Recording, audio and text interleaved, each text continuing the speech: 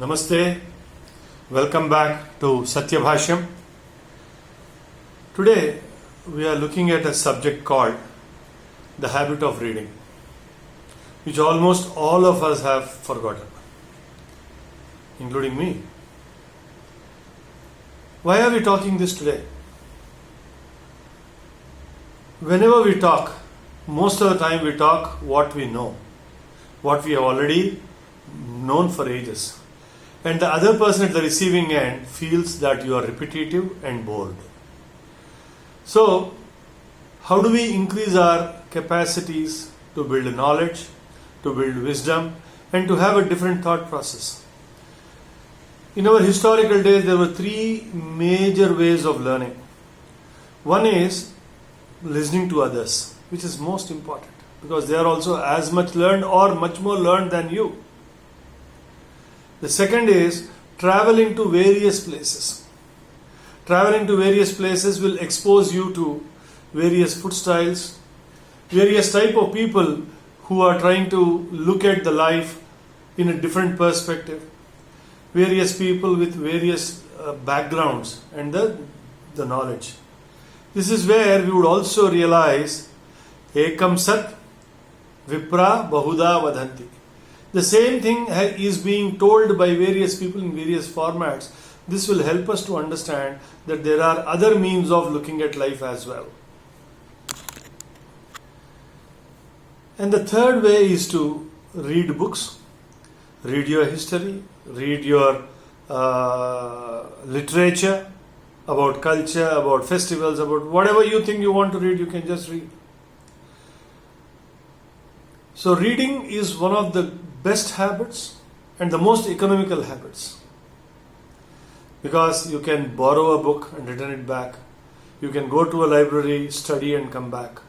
So there are various, if you are quite rich or well-to-do, you can buy your own books and then keep lending them to others. So reading habit as such is a very good habit. And there are world statistics which says that the most read you are, the most peaceful you are. The most read you are, the most richer you are. The most read you are, the more happier you are.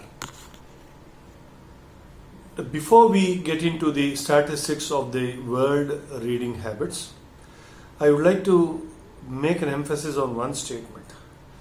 A generation without reading is a generation without hope. Why? Reading helps you to be more informed and well informed, helps you to form a logic and bring out the right emotions at the right times, right frame of times, and also empathize with what is happening with your kith and kin, the next neighbors and your friends as well. These are the takeaways from any book that we want to read. Reading also activates so many parts within the brain. For example, if you are reading a fictional novel, a fiction is all about imaginative future or imaginative past collaborated with the hypothesis that you want to derive with. In this process, what happens is we forget ourselves and get tuned with the characters in the roles that we are getting into. This will help you reduce your stress levels. This will also help you to think of the future and the past as well. And one more important aspect. Reading helps reducing your age. Reading helps stopping off old aging. Reading also helps to increase your memory power. Let's get into the world statistics of various continents, how their reading habits are. In Asia, we'll take the example of China. Chinese read 0.8 books in a year. Taiwanese around 1 book in a year. Indians read 1.2 to 1.4 books in a year, whereas the Japanese read almost 40 books in a year. And you now know why they are different from the rest of the Asians. If you want to bring Russia into Europe or into China, Russians are also well read. They read almost like 56 books in a year. On an average, European countries read about 50 books to 54 books in a year, which means weekly one book is what they are consuming. I would like to bring in, whereas America reads around 12 to 14 books. An average American reads 12 to 14 books in a year. I'd like to have a special mention here about Israel and Hungary.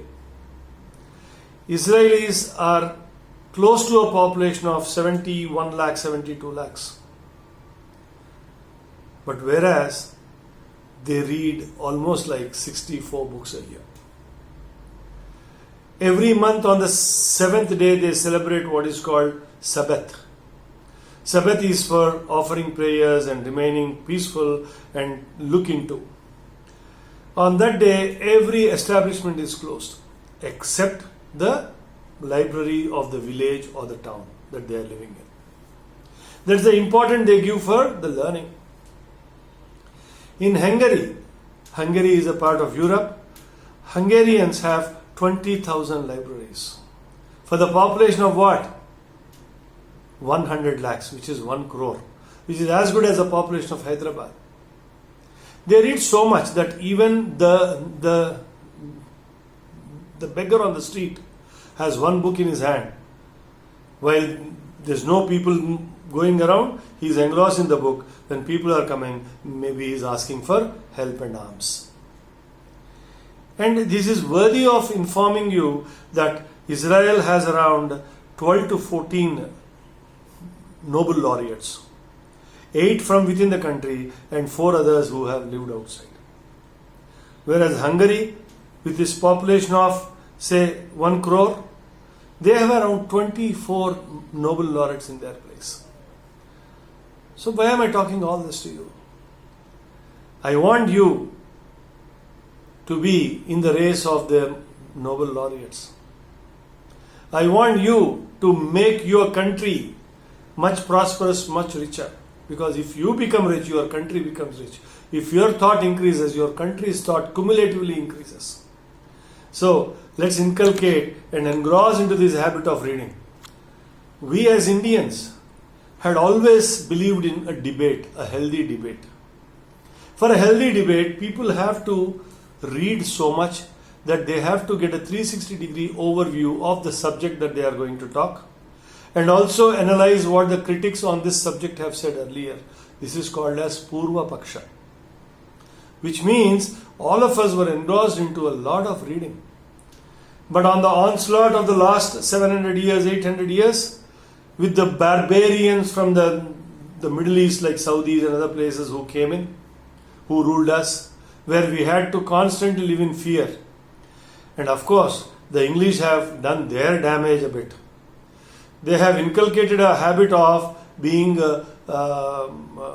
feeling disgraceful.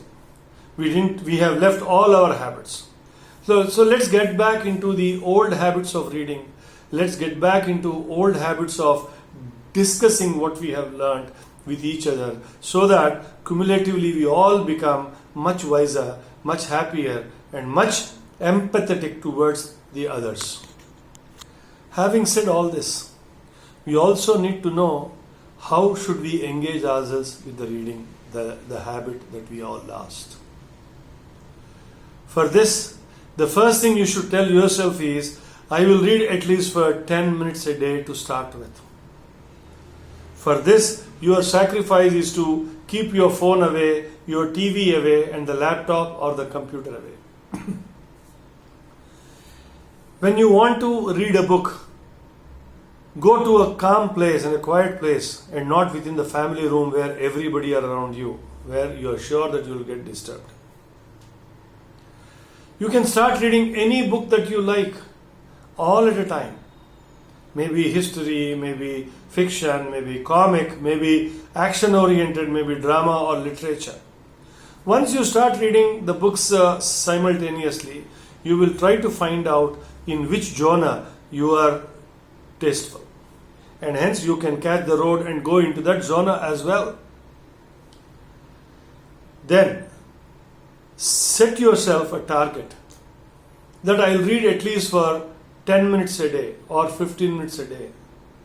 If it's not time, say I will read at least 2 or 3 pages per day. That's how, if you start, in a week you would have completed 24 pages, and in a month you would have completed a book as big as 100 pages. So let's begin. Let's begin and catch up with the taste of reading. Having said all this, I would like to come back and wish that this generation of good readers is the generation of prosperity, peace and happiness. These habits will also propel India into its upper echelons of the world. Satyameva Jayate, Rambabu Cherugu. If you haven't yet subscribed to Satya Bhashyam, I request you to kindly subscribe, like and share if you have understood or if you have liked my video. Bye till then.